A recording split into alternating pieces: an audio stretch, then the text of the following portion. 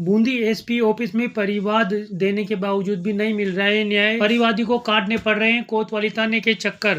Bundi SP office में परिवादी द्वारा शिकायत का पत्र दिया गया था, लेकिन कोई समस्या का समाधान नहीं हुआ, जिसको लेकर परिवादी ने आप पीड़ा बताते हुए बताया। सुरेश चित्तौड़ा, मैं एसपी ऑफिस में एक परिवारवाद दे के आया था, रिपोर्ट दे के आया। उसके बाद में वहाँ से जानकारी मिली कि उसको मैंने कोतवाली में भिजवा दिया।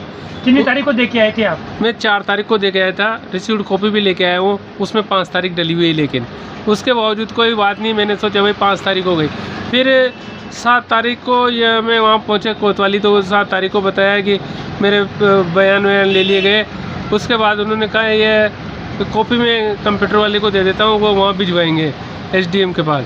तो उसके बाद में वहाँ तक अभी तक नहीं पहुँची और टोल मटोल कर रहे हैं।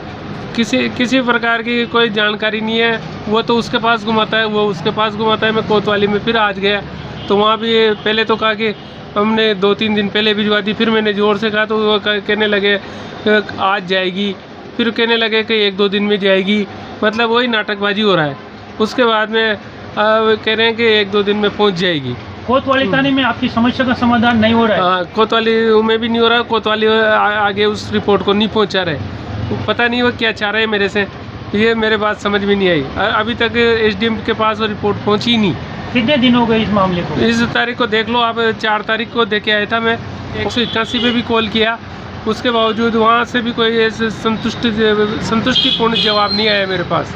और उन्होंने कहा कि हमारे पास भी ऐसा कोई नियम नहीं है, हमारे पास तो हमारे को तो सिर्फ इसलिए बैठा रखा है कि हम कोई भी सूचना की वापस मैसेज डाल देते हैं।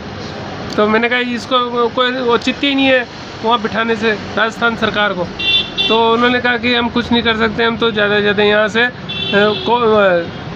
उनको भेज देते हैं कि आप जल्दी से जल्दी शीघ्र कार्रवाई करें। तो लेकिन पुलिस की कार्रवाई से संतुष्ट नहीं है? हम पुलिस की कार्रवाई से बिल्कुल भी संतुष्ट नहीं है।